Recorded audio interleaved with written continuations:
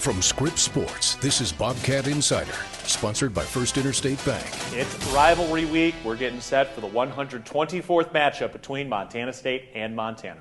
Hello, everybody. I'm Keaton Glogly alongside Grace Lawrence. We've got head coach Brent Vigen stopping by in a bit, and Billings native, the nose tackle, Paul Brott, will be here in studio as well. All right, Grace, this was a heck of a football game we got to witness on Saturday, but even before that, so much pomp and circumstance beforehand. Yeah, I mean, they were really efficient in everything they had to get through. There was senior night first.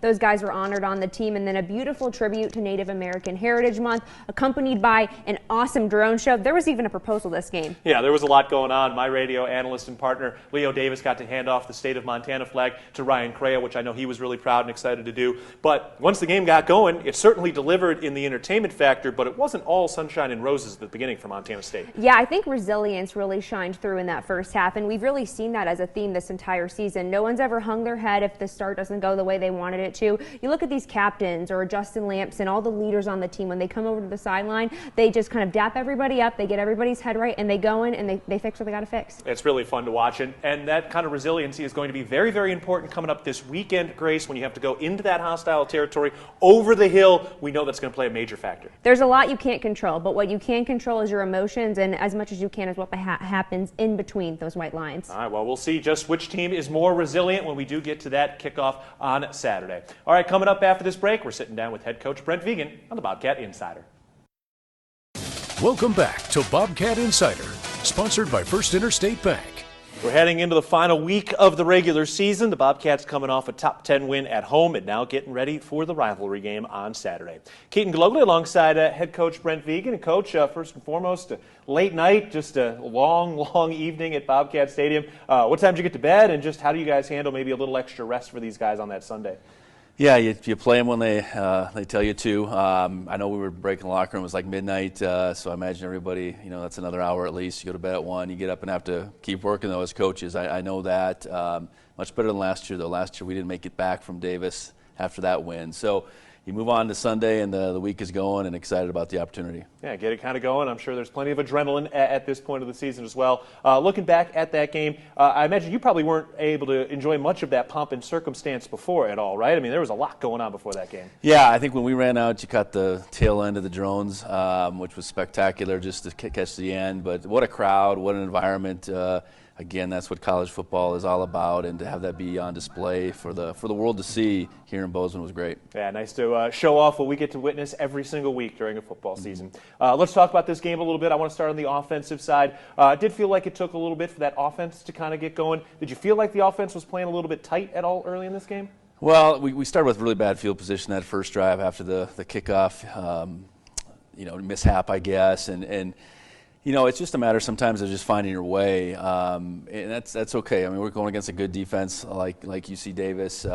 Sometimes it takes a few drives, honestly, and we need sometimes defense to set up the offense and vice versa. So, I just appreciate our guys hanging in there, and being able to get a couple scores before the half was big after not scoring our first couple times out. Yeah, you kind of alluded to it there. Was there something that kind of flipped it and felt like it got things in the rhythm on the offensive side? Well, I think it's just about staying on the field. I think there was when we had a 3rd and short there, we jumped off sides. That becomes a 3rd and long. I know Justin scrambled a couple times and didn't quite get the first down.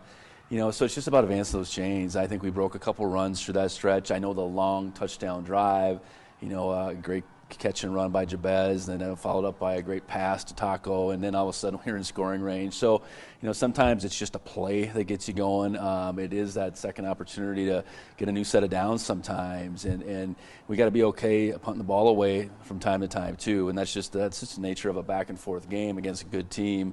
You're not going to score every time, but can you play field position? Can you protect the football? And we did both those things. Well, it's got to be nice to have the emerging weapon at that punter position. Colby Froker named Big Sky Special Teams Player of the Week, and really that 57-yard punt he had, 2 over 50 yards, really felt like this was one of his better games. Yeah, he made a real impact, and when we needed it most, he flipped the field multiple times. He kicked off as well as he has all season, and he can be a weapon, and we need for that as we continue to move forward in these tighter games when field position is so critical. Also, Caden Dowler, Big Sky Defensive Player of the Week as well. Another very memorable play, the pick six, 83 yards, one of 2 interceptions. Just tell me about that pick six, what you saw, and boy, that thing was electrifying.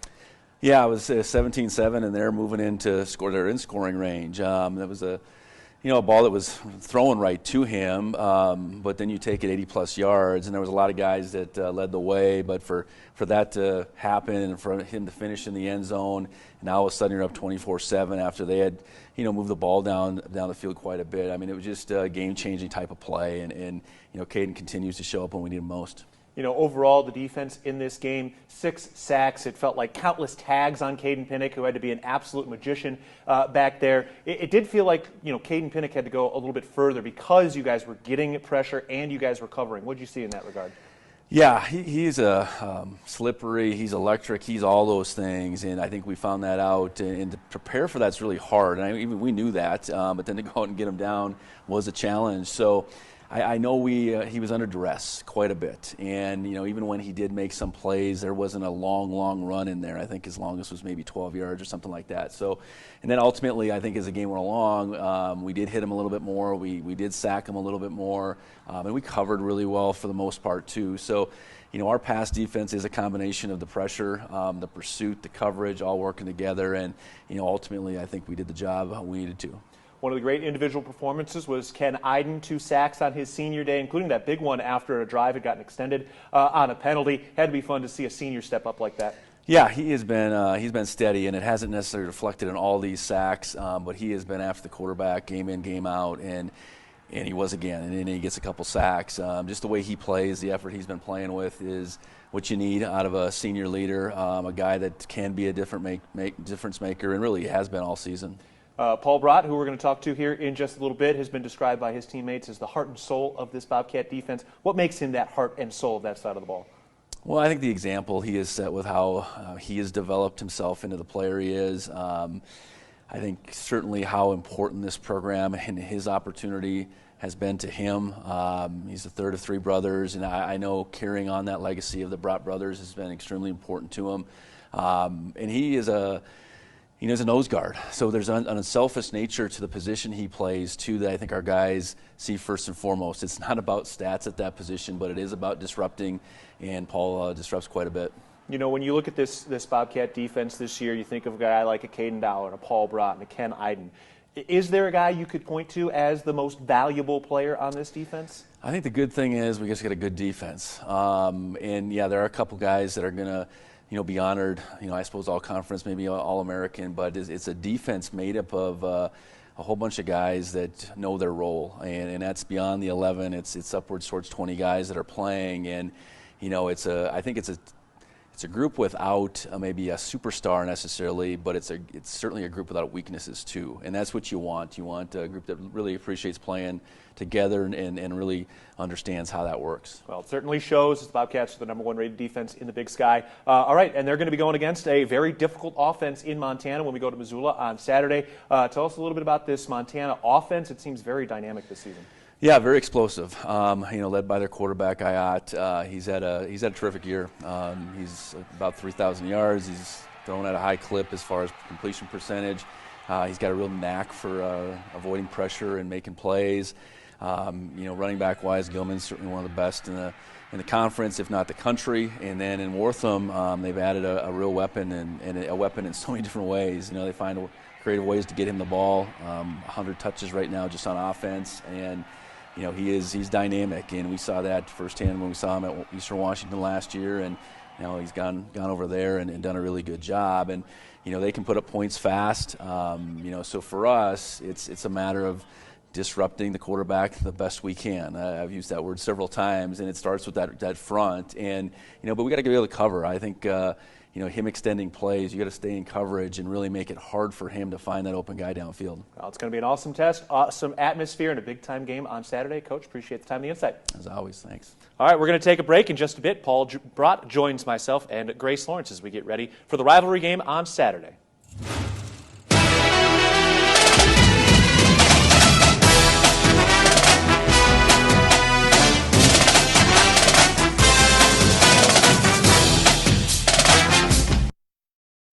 Welcome back to Bobcat Insider sponsored by First Interstate Bank. Back on the Bobcat Insider, getting set for Montana State and Montana for the regular season finale, with both teams certainly heading into the playoffs. Keaton Galogly alongside Grace Lawrence. And Grace, let's start on this Bobcat offense going against this Montana defense, and what great growth this Bobcat offense has had throughout the year. Yeah, the Montana State offense, multiple guys in that group have told me they feel underrated. I mean, since conference play has started, they're averaging over 45 points per game. Justin's had a 330-yard game through the air. Adam and Julius had those 170-yard plus games back-to-back, and there still have not been a player of the week in the Big Sky from this Montana State offense yet. Which is pretty impressive and kind of weird to say at this point, but who knows? Maybe we see that coming up. And on top of that, we've just seen so many playmakers in the past game as well. Chris Long getting his first touchdown. Jabez Woods having a huge third down conversion. Taco Dollar doing Taco Dollar things. And on top of that, when you think about the Bobcat defense, it's also very spread out when we see a guy like Caden Dollar making big plays, the depth of the linebacker room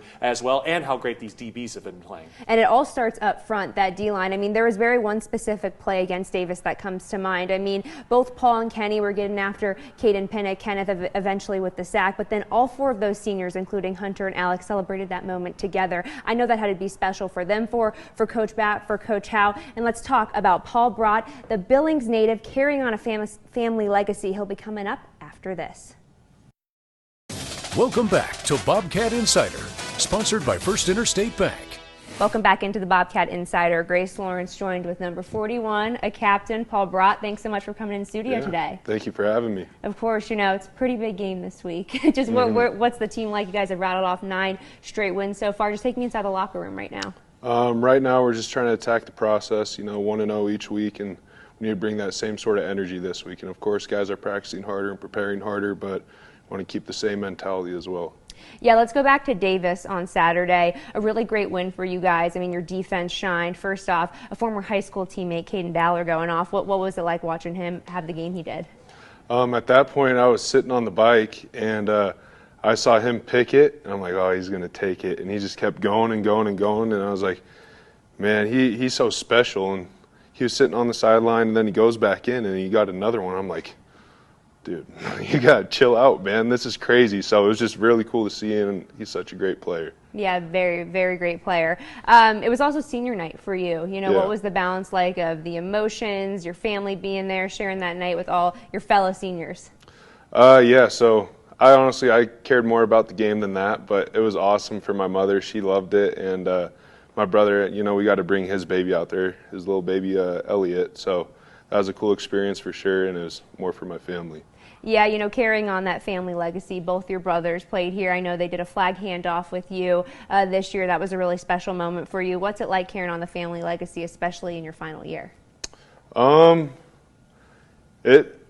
can't even put it into words. I've worked so hard to be here and to represent their name, my name, and it's just awesome. I get to carry on their legacy, and not only their legacy, but it's just the past teams. I feel like each year a new history is built and just keeps getting added on. So I feel like just us as a team as well get to build more history, and then I also get to build my family's legacy on top of that. Definitely. Bring me back to the spring when you were officially named the legacy number 41. What was that moment like? It was awesome. I really wanted that number. I wanted to represent the state. I wanted to represent that 1941 team. And, I was just proud to get it, and I was proud to be an elite group of people. Yeah, you're number 41, you're a captain, but once upon a time, you were an incoming freshman learning the ropes. What's it like now, being a leader, being a captain, being a guy that people can come to? It's a privilege, and sometimes you have to just have an open mind and remember what you were like, because you spend 5 years in a program, and you're like, okay, I know what to do now, but at the start, I'm making mistakes, and I kind of have to treat freshmen like that as well, and other people, and also have to be open to criticism as well. You can't always be doing everything right. So if someone comes to you and says you're doing something wrong, you need to be able to take it. Yeah, what was key in your development over the past 5 years? Honestly, my friends, my family, but on the team, I would say Coach Herron was a big influence in that. Coach Howe, me and him, big love-hate relationship. I love the guy. He does whatever it takes to get the best out of you. Coach Bapp as well. People think he's a teddy bear, but trust me, me and him have gotten into our fair share of yelling matches. But, just a lot of hard work and dedication. I always knew what I wanted to be, but I didn't know the steps I had to take, so it's just been a learning process. Yeah, your defensive line is so impressive and has been so impressive the past few years. Is there anything in specific that Coach Bapp and Coach Howe bring to the room that makes you guys so good? The standard of our room. I mean, it's intense being in that meeting room too. I mean, you know, if you mess up on film, you don't want that play to come up because they're going to be honest. They're going to keep it real with you. And that's what makes you great. They make you uncomfortable in there. It's not always going to be, oh, you're all right, man, you'll get it next time. It's, all right, man, what'd you do wrong here? Let's fix it. And they've taught everyone in that room to be very honest and just to attack it, because hard work shows, and then you'll end up being able to play from that hard work and once they trust you.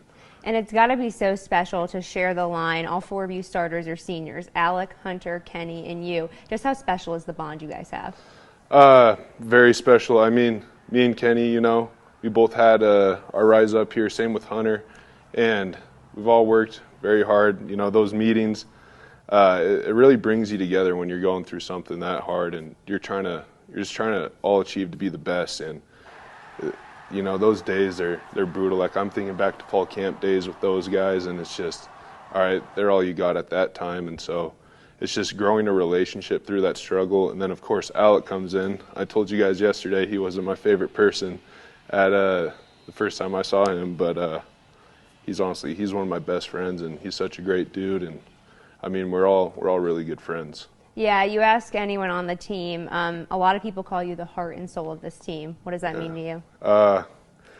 It's a big honor, you know, kind of, it just makes me really happy because there's so many great dudes on that team, and to hear them call me that, it means a lot. I mean, so yeah, just a big honor. Definitely. They're going to be playing for you, playing for all the Montanans on Saturday. What makes the Brawl of the Wild so much different from any other rivalry in the country? It's, you know, it's for Montana. This is the closest thing we have to professional sports. I believe the Grizz said that in their last interview, but they're right. I mean, this is the closest thing we have, and it brings the state together. Whether you hate the Grizz or hate the Bobcats, you're both rooting on that same game. And, you know, it may be just a normal game, you know, us versus Eastern Washington. You know, all the fans may not be bought in. Or Grizz versus Portland State, all the Grizz fans may not be bought in. But when it's Cat Grizz, everyone is bought in and watching every single play and seeing what's about to happen. You can feel that energy in there and that intensity, and I think that's what drives it, because those big plays, everyone knows what just happened. And that's why I think they stick around in, you know, history and all that. Yeah, any memories in specific you're leaning back to playing this game on the road? How do you manage your emotions in a game like this? You know, we do a lock-in drill before the game. And that's to just get your mind right, get you ready for what's going on. And then we have something else called the crux drill. And I used that last game too. So I wasn't freaking out or anything. And that really helps to calm you down and to get you steady and ready for the next play, because, you know, Cat Grizz, like I'm saying, everyone knows when you mess up. It may not be so noticeable at my position, but it'll really get to me. So if I do that crux drill in the moment and it locks me in, I'm good. How much do you think of all the guys that came before you when you take the field on Saturday? A lot. You know, it's hard not to. I mean, this place is special, and it's just there's been so many great teams, so many great people, and all those great teams, great people that are still around are going to be watching you, and you want to do good for them in this state. Definitely. Well, best of luck on Saturday when you take the field. It'll be a noon kickoff on Scripps Sports, a 2 versus number 3. Keaton and I will be previewing that matchup coming up after this, so stay tuned. Welcome back to Bobcat Insider, sponsored by First Interstate Bank. Nothing else compares to it in the state of Montana, and little compares to it across the country. I mean, Paul Brott's a Montana guy. There's no extra motivation needed for guys like him, but this game has it. Absolutely. We're going to see the winner of this get home field advantage through the playoffs with at least a 2 seed, and of course, the Brawl of the Wild, the Great Divide Trophy, and an undefeated Big Sky Championship, all on the line for 2 great teams. And Grace, there's a lot of different great matchups to witness in this game. What are you most excited for? Yeah, in the middle segment, we talked about an underrated offense, and I think this is a platform for Justin Lampson to shine if he really takes the reins of this offense in this game. I mean, he's played in huge atmospheres. He's played at Clemson and Notre Dame when he was at Stanford, but he hasn't been the guy in an atmosphere like that. He told me he was excited to take the field and be the guy for them on Saturday. I think for me, on the defensive side, I want to see this speed. I want to see this depth, and they've got a lot of different playmakers they're going to have to slow down. We'll see if this Bobcat defense stands up in that hostile environment in Missoula.